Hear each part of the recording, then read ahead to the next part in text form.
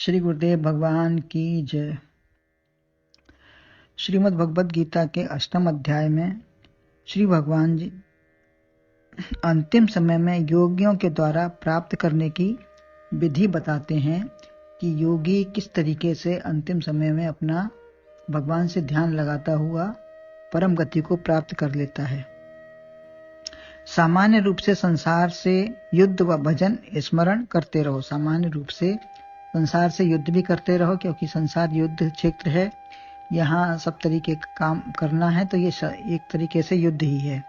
और भगवान का स्मरण होता रहे, जो हो रहा है भगवान के लिए हो रहा है।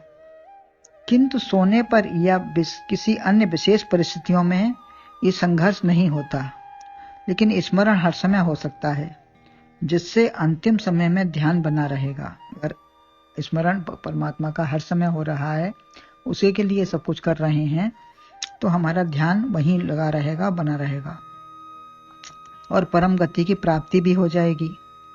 दूसरा उपाय यही 8वें अध्याय में श्री भगवान ने 8 और 9, 10 श्लोक में बताया है, जिसमें एकमात्र परमात्मा का ही अभ्यास व अध्यास हो, अन्य तरफ कहीं दिमाग ना जाए, कहीं ध्यान ना जाए, जिससे दिव्य परम पुरुष की प्राप्ति होगी।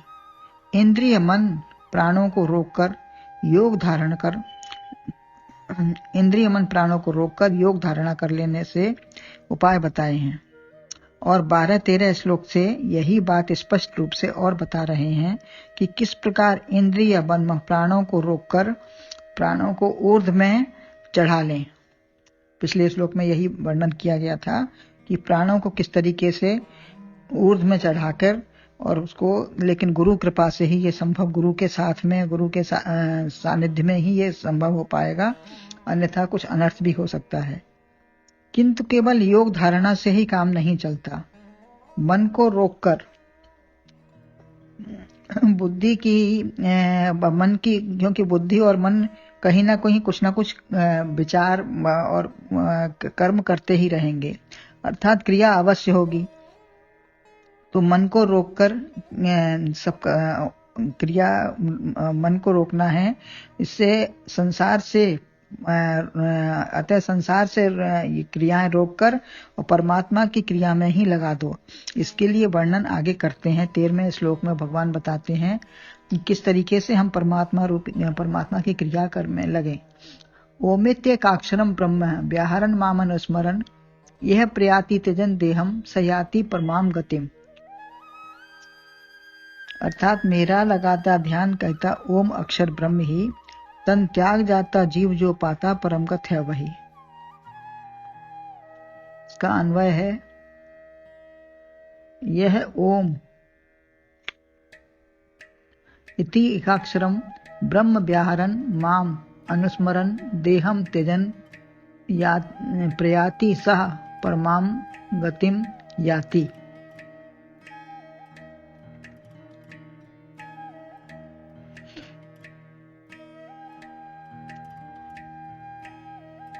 ओम इस प्रकार से एक अक्षर ब्रह्म का उच्चारण व मेरा स्मरण करता हुआ देह को त्याग कर जाता है, वह परम गति को ही प्राप्त होता है। पहले के वर्णन जो चल रहा था उसका यहाँ उपसंहार किया है 13वें श्लोक में। यहाँ पिछले श्लोकों का जो कहा है, उनका कथन है, उसी का यहाँ उपसंहार करते हुए कहते हैं कि परम गति को कोई उठाकर कोई दे या ले नहीं ले सकता, इसे स्वतः ही प्राप्त करना पड़ता है। कोई ऐसी वस्तु नहीं है कि जिसे कोई उठाकर दे देगा, इसे अपना स्वतः ही विचार, अध्यास और इसमें लगना पड़ेगा, अभ्यास करना पड़ेगा। जैसे कितना ही साधन हो, परंतु खाना, पचाना, चबाना व निरोगता स्वतः ही करनी पड़ेगी। हमारे पास कितने भी साधन हों, लेकिन हमको स्वयं खाना पड़ेगा, पचाना भी पड़ेगा, और हमको निरोगता भी स्वयं ही लानी पड़ेगी, अपने आप ये नहीं आ सकता। ऐसे ही कोई मन के एकाग्र करने का प्रयत्न करे और गीता रामायण सुना दे, परंतु चिंतन व एकाग्रता स्वतः ही लानी पड़ेगी। हमको चिंतन भी स्वतः चाहे जितना सुन लेंगे, लेकिन जब तक विचार, चिंतन, मनन नहीं करेंगे, तब तक एकाग्रता भी नहीं आएगी और उसका भाव भी नहीं बन पाएगा। जब तक भाव नहीं बनेगा, तब तक कोई काम भी नहीं होगा। तो महापुरुष ने संकल्प से आपकी वृत्ति को मोड़ दिया, परंतु हर समय का प्रयत्न तय ही करना पड़ेगा। महापुरुषों ने आपको ज्ञान दिया, बताया, मंत्र बताया, सब कुछ किया, लेकिन जब तक अपनी वृत्ति को नहीं लगाएंगे तब तक कुछ नहीं होगा। तीव्र लगन व दृढ़ता, स्वतः इच्छा व तत्परता हो तभी भजन बन पाएगा। उमा राम स्वभाव जिन जाना, ताहि भजन तज भावना आना। एक संत ने पूछा शिष्य से कि तुम क्या चाहते हो? तो उसने कहा मैं भजन करना चाहता हूँ। यही चौपाई दोहराते रहे संत। तो शिष्य इतने तटस्थ हो गए कि नेत्रों से झरझर आंसू बहते रहे। भगवान और गुरुदेव बराबर, महापुरुष बराबर पढ़ाते रहे, पढ़ते रहे, और उनका भाव इतना लग गया कि एकदम से उसमें भाव से आंसू भी बहाते रहे और उसी भाव में रहे। तो परमात्मा में एकदम मन लग गया। 2 दिन तक ऐसा होता रहा, किंतु तीसरे दिन मन लगता ही नहीं। उन्होंने कहा हमारे संकल्प से तुम्हारा मन लगा हुआ था। हम अपना संकल्प लगाए थे, हम अपने ऐसे पढ़ रहे थे, तो तुम्हारा मन उसमें एकाग्र था, लेकिन किसी के कहने सुनने से कब तक करोगे? अतः स्वतः करो। जैसे कोई मेहमान की सेवा 2-4 दिन कर देगा, हमेशा तो नहीं। ऐसे ही स्वतः मन को स्वतः परमात्मा में लगाना पड़ेगा। हम अपने मन को जब स्वतः लगाएंगे, संकल्प करेंगे, जिज्ञासा करेंगे और उसके ऊपर मनन चिंतन करेंगे, तभी हमारा आगे मन लगेगा और हमारा कुछ हो पाएगा। विचार और अभ्यास बिना अभ्यास के नहीं हो पाएगा। श्रवण सत्संग के प्रभाव से मन लगा था, अपने प्रभाव से मन नहीं लगा। शिष्य का मन जो लगा था 2 दिन तक, तो वो अपने श्रवण से केवल लगा था, सत्संग के प्रभाव से, गुरु के प्रभाव से था, लेकिन अपना मन नहीं लगा था। दूसरों के कहने सुनने से कुछ पा लिया, लेकिन अपने से लगा तभी तो, अपने से जब लगाओगे तभी बराबर लगा रहेगा। स्वतः विचार बनाने के लिए हर समय स्मरण चिंतन हो, तभी योग धारणा बनेगी, स्थिरता और स्थिरता भी होगी, तब व्यर्थ की बकवास नहीं होगी। अर्थ, परमार्थ या सत्संग की ही चर्चा हो। यद्यपि घर परिवार की भी करनी पड़ती है, होती है, लेकिन उसमें मन जाए नहीं। बस जरूरत के आवश्यकता अनुसार काम कर लिया, अन्यथा व्यर्थ की बातों में मन न जाए। परमार्थ और सत्संग की बात ही होना चाहिए। कहने वाली बात से, कोई वाणी से हमारा या सुनने वाले का लाभ होगा या नहीं। किसी ने कह दिया तो हमारे उससे हमें कुछ लाभ मिला कि नहीं मिला, ऐसा कोई जरूरी नहीं है। जिससे अर्थ पर का विचार हो, परमार्थ का लाभ हो, ऐसी चर्चा न करो। कोई हमारा अर्थ न निकले, उससे कोई विचार न बने या परमार्थ का लाभ भी न हो, तो ऐसी चर्चा करनी ही नहीं चाहिए। अनर्थ की तो बिल्कुल ही न करो। जैसे एक उदाहरण है कि एक पति पत्नी में गर्भ के लिए विवाद हुआ। गर्भ हो तो हम अपने बच्चे को हम क्या बनाएंगे? बच्चे को, एक कहता है कि बच्चे को डॉक्टर बनाएंगे, एक कहता है हम बच्चे को इंजीनियर बनाएंगे। तो इससे बड़ा ही लड़ाई झगड़ा फैल गया। मतलब लड़ाई झगड़ा फैल गया। अभी कुछ भी साठ गांठ कुछ भी नहीं है। अभी हल्ला मोहल्ले में भी हो गया, सारे में हल्ला हो गया, इतना ज्यादा कि काहे के लिए हड़दंग मच रहा था। तो सुबह लोगों ने पूछा तो बताया, सुबह लोगों ने उनसे पूछा कि इतना हल्ला गुल्ला आपके यहाँ रात को क्यों हो रहा था। तो किसी संत के पास तक बात पहुंच गई। तो कहा, तो बच्चे को संत ने कहा कि अगर आपके पास ये समस्या है तो बच्चों को मेरे पास ले आओ, मैं उसकी बुद्धि के अनुसार निर्णय कर दूंगा कि वो क्या बनेगा, हम फैसला कर देंगे।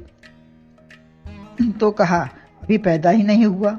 तो संत बोले तभी उसकी बुद्धि व मति के अनुसार तय कर लेना, अभी से क्यों लड़ रहे हो, झगड़ रहे हो। तो जो काम जब होना है तभी हो जाएगा। अभी से आप मतलब अभी कुछ उत्पात है नहीं और परेशान हो रहे हो, लड़ाई झगड़ा कर रहे हो, तो उसमें क्या फायदा मिलेगा आपको। जब अर्थ की आवश्यकता है, प्रयोजन है गृहस्थ में, तभी कोई काम करो। वशिष्ठ व अरुंधति शुभ चर्चा ही करते थे। पति पत्नी, मित्र या और कोई भी नाता हो तो परमार्थ की ही चर्चा करो, अन्य आवश्यकता की बात करो, अन्यथा नहीं करो। जिसने विषयों से मन इंद्रियों को हटाकर एकाग्र कर लिया है वह ओम इति एकाक्षर व्याहरण मुख से भी बोलता है और सुनता भी वही है और वही व्यवहार भी करता है। जिसने इसका व्यवहार में ला लिया, अपने मुख से बोलता है वही, तो वही व्यवहार भी करता है। गिराम अस्मेक अक्षरम, वाणियों में ओम ही एक अक्षर ब्रह्म है जिसका विनाश न हो, यह ब्रह्म का नाम है। यह स्थायी व सनातन है, इसकी जन्म या मृत्यु भी नहीं है। आकार उकार मकार 3 मात्राएं हैं, अतः मनुष्य का शरीर भी जागृत स्वप्न सुषुप्ति 3 अवस्था में होता है। इसी प्रकार विश्व तेजस प्राज्ञ हिरण्यगर्भ है। एक एक अवस्था के अभिमानी देवता भी होते हैं। इसी को ब्रह्मा विष्णु महेश जो उत्पत्ति स्थिति और पालन संहार करने वाले हैं। मकार पैदा करने वाला आकार है, संहार करने वाला मकार और पैदा करने वाला आकार है। यही संसार में प्रवृत्त करता है और उबारता है। अर्थ पूर्वक विचार करें तो यही तारने वाला उबारने वाला ब्रह्म पद में स्थिति करने वाला होता है। अकार उकार मकार से तात्पर्य इदम एतत् नहीं, जो संसार में दिख रहा है यह नहीं है तो एकमात्र ब्रह्म सच्चिदानंद। चंद्र मात्रा अर्ध बिंदु है, यही ब्रह्म का निर्देश करने वाला या त्रिमात्रिक या वर्ण का अमात्रिक पद है। इसी पर दृष्टि को लगा दो, यही तुरीया अवस्था भी है। यह अकार मकार उकार से परे है, तभी यह तीनों अवस्था से परे तुरीया अवस्था में पहुंचा देता है। तुरीया अवस्था जहां कुछ भी संसार का भाव कुभाव कुछ नहीं रह जाता। जागृत में विचार करो, मुख से उच्चारण करो, मन से स्मरण करो। माम अनुस्मर, ब्रह्म का या ओंकार का स्मरण अलग नहीं। जैसे अधियज्ञ अधिदैव अलग नहीं, ऐसे ही यह एक है। जिस प्रकार यह टेढ़ा अक्षर है, ऐसे ही सृष्टि भी टेढ़ी है। यही सारे अक्षरों में समाया है। विचार की गहराई में समाते जाएंगे तो संसार का बाध होता जाएगा और तत्पद ही शेष रहेगा। वही वास्तविक अर्थ है। परा से उच्चारण हो, जिससे अंदर का विकार श्वास बाहर निकल जाए।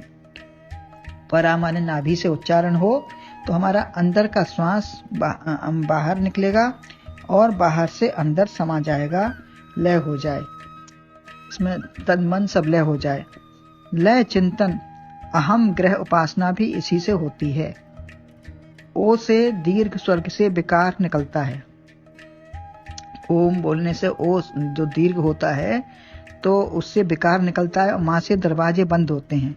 इस अवस्था में चिंतन से मन एकाग्र होगा, तब उच्चारण करते करते अंतरंग वृत्ति होगी तो अनहद नाद भी सुनाई देगा। जब इतनी एकाग्रता मन बिल्कुल वृत्ति चंचलता हट जाएगी तो अंतरंग वृत्ति होगी अनहद, जिसमें अनहद नाद सुनाई, अंदर का जो हमारा नाद है, प्रभु की आवाज है, वो हमको ध्वनि सुनाई देगी।